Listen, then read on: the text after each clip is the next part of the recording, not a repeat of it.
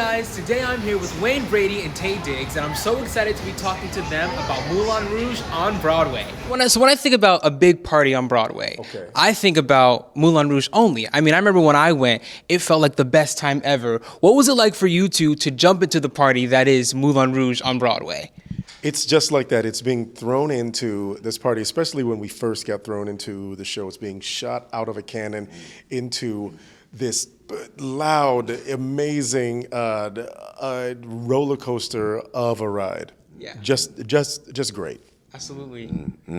It's the best party ever.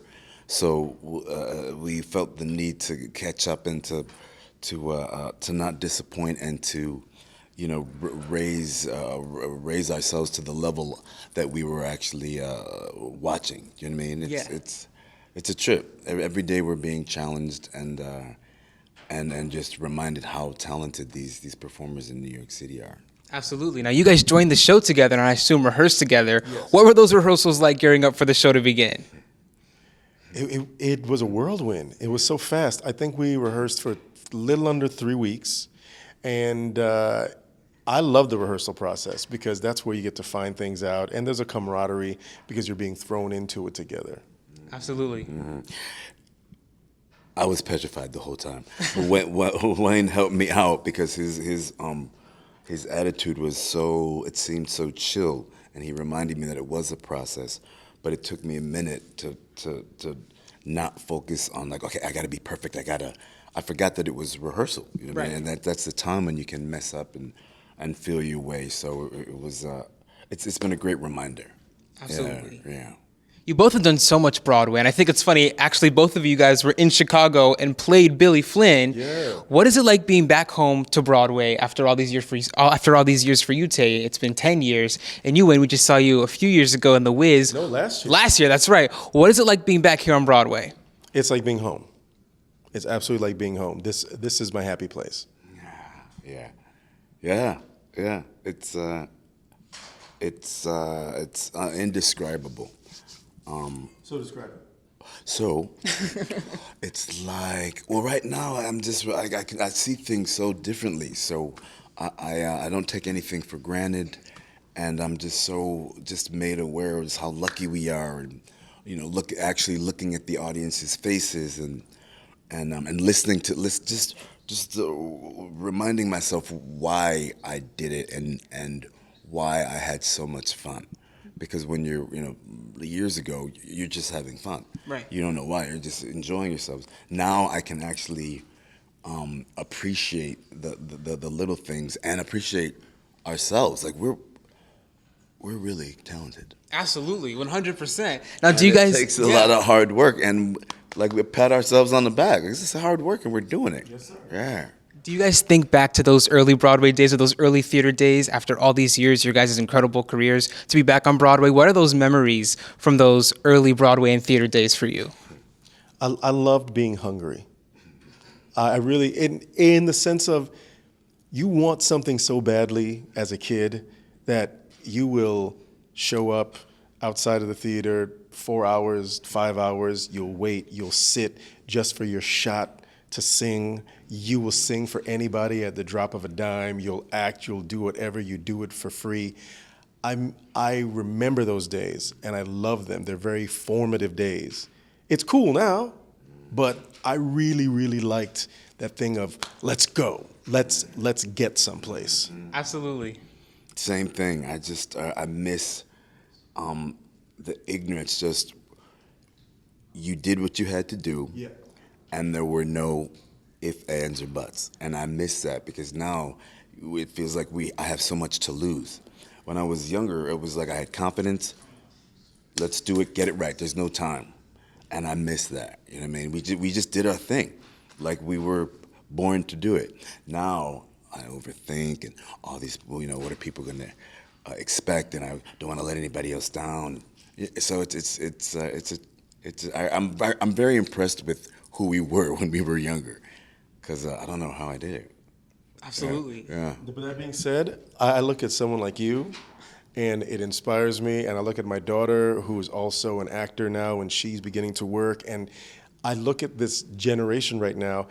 even you starting your channel, talking to your mom, finding out how you started your channel. You're hungry, you want this thing, and you go for it.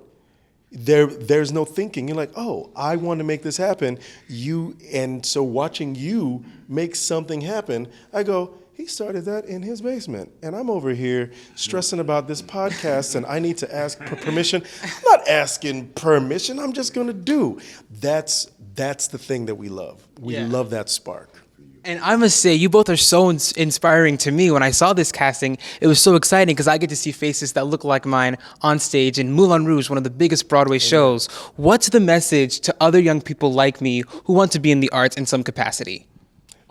Don't let anyone stop you. Don't let anyone stop you. You have a place at the table. And I love your Hamilton stage mishap story. Have there been any mishaps so far in Moulin Rouge for either of you?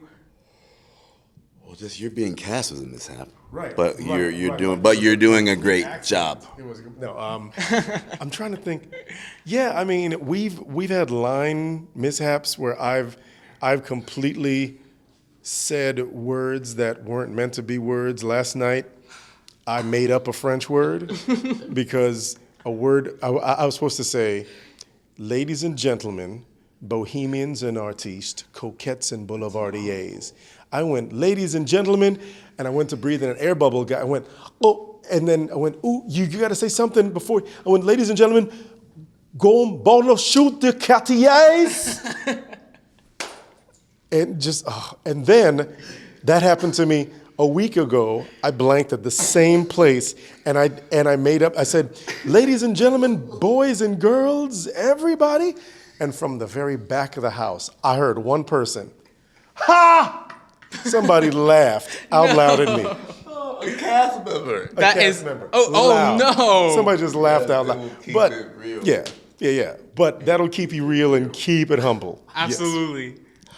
Oh, I mean, once a performer, yeah, I'm always, because in LA when we're doing film and TV, they allow you to kind of loosely use. You don't have to stick to the script, and that's not the case. Right. And so I'm still trying to, memorize and deliver the lines as was read on the page. And if I forget, I'll just say, I think 2 days ago I was like, all of y'all better. They didn't say that back in that day. One of the last things I want to talk about is what were those moments when you were younger? Was there a show? Was there a thing you saw? What was the thing that gave you the bug that wanted to be in the entertainment industry? Watching a shout out to somebody who I think of as like my spiritual father, my godfather, Ben Vereen, who Ben truly is like my father. He just texted me last night. We talk all the time.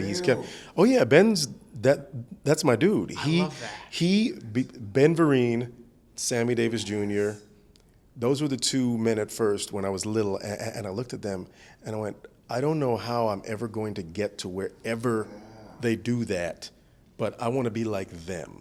And I remember speaking it into existence one day back when I had a talk show. I said, growing up, I always wanted to be like Ben Vereen. One day, Ben Vereen is going to call me son. And I played Ben Vereen's son on How I Met Your Mother, and that's how we became close. Wow.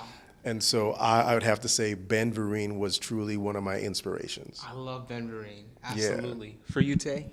I'm not a witch like he is. So I'm just kidding.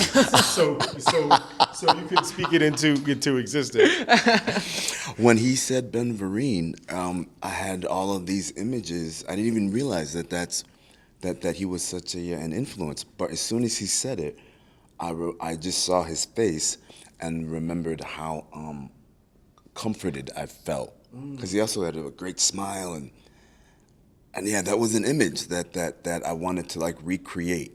And saying I didn't realize it, but that was something that definitely got me going.